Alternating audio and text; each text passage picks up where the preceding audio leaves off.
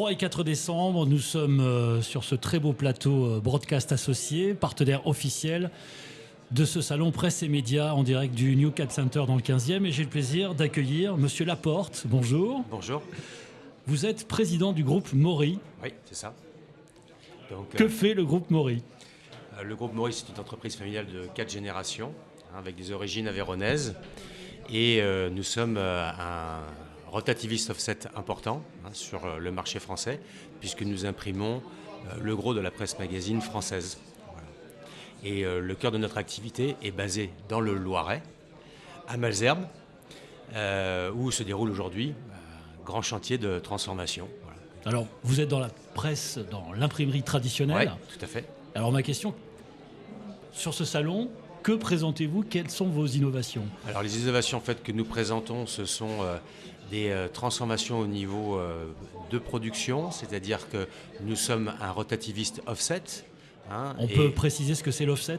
L'offset, en fait, c'est un procédé d'impression qui permet d'imprimer sur une feuille de papier avec un blanchet qui reporte la couleur directement sur le papier et qui est en contact, ce blanchet, avec une plaque d'impression offset. Et cette plaque donc, est en aluminium. Voilà.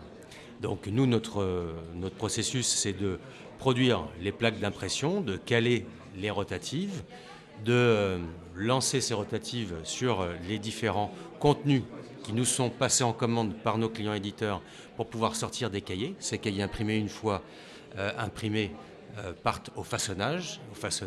Soit on pique les cahiers ensemble avec une couverture que l'on a su également imprimer en parallèle pendant l'impression du cœur de magazine. Donc soit on pique le magazine, soit on le broche directement, donc avec de la colle. Et ensuite, on est capable de pouvoir router ces magazines, puisque une partie part vers les kiosques et l'autre partie de ces magazines partent vers les abonnés. Quand on pense à un tel volume, on pense aussi à cette notion de temps, de productivité. Ouais.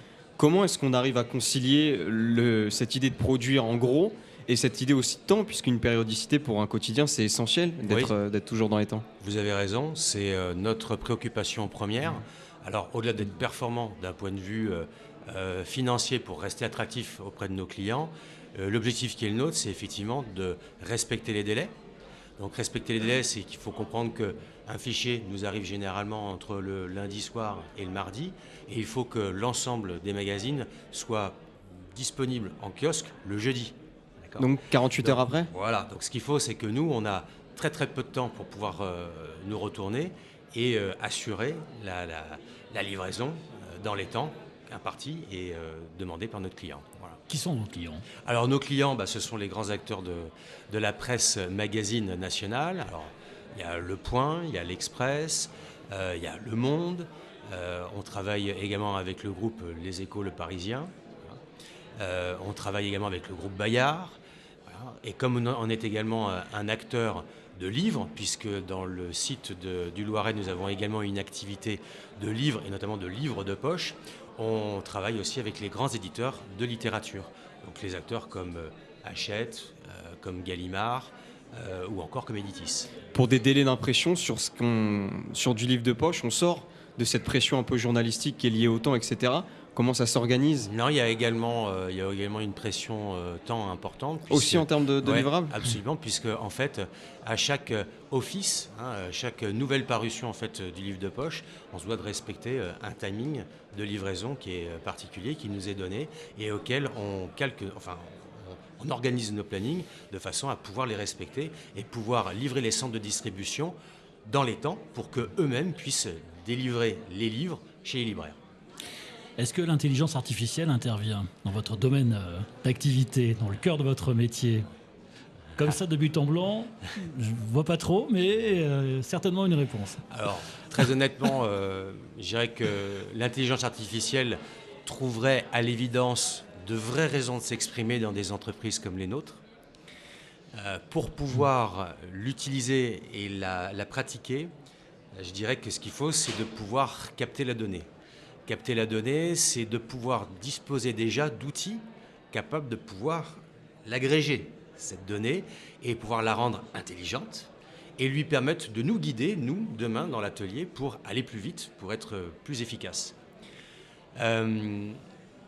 Il y a un environnement dans lequel je verrais bien l'intelligence artificielle. Il y a des protocoles en cours de réflexion. Alors, il y en a. En fait, si vous voulez, j'aurais envie de vous dire que nous sommes sur ces sujets déjà depuis très longtemps.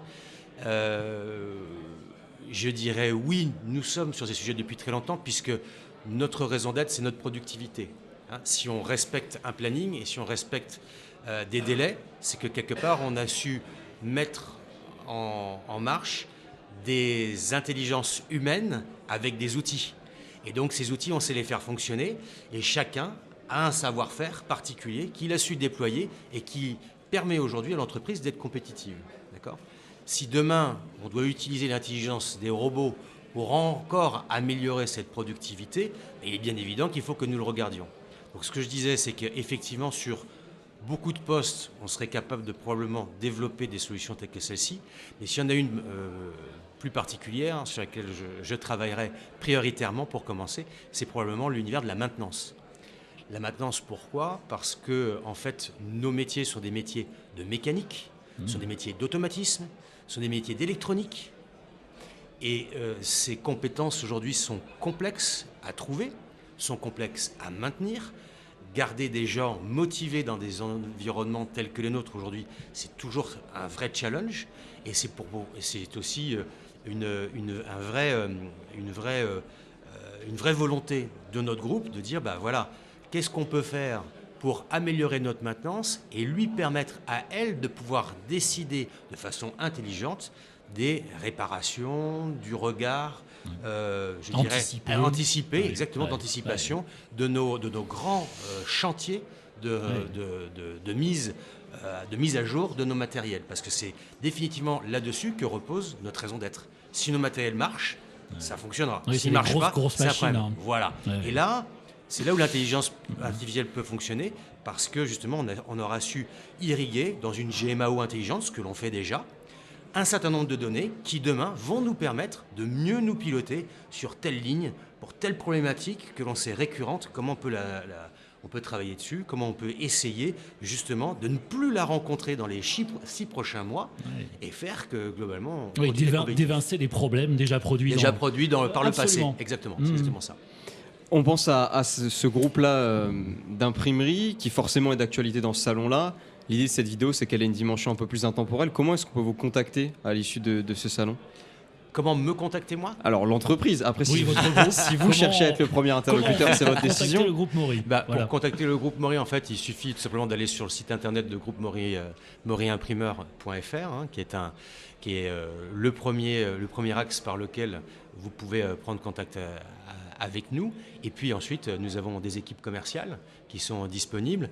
Et l'avantage, c'est que pour les différents secteurs d'activité sur lesquels nous évoluons, donc la presse magazine dont on a beaucoup parlé, puisque c'est quand même le sujet de ce salon aujourd'hui et hier, il y a aussi l'univers de la grande distribution et il y a aussi l'univers de la littérature, ce dont je vous ai parlé aussi. C'est-à-dire que nous avons des vendeurs spécialistes de ces différents métiers qui ont leur particularité de production. Et si vous deviez synthétiser en un mot ce salon presse et médias, un mot. C'est un salon incontournable qu'il faut continuer dans lequel il faut continuer d'aller parce que il nous permet en tout cas de nous retrouver, de faire un point. Ce point, il est indispensable. Donc c'est un salon incontournable.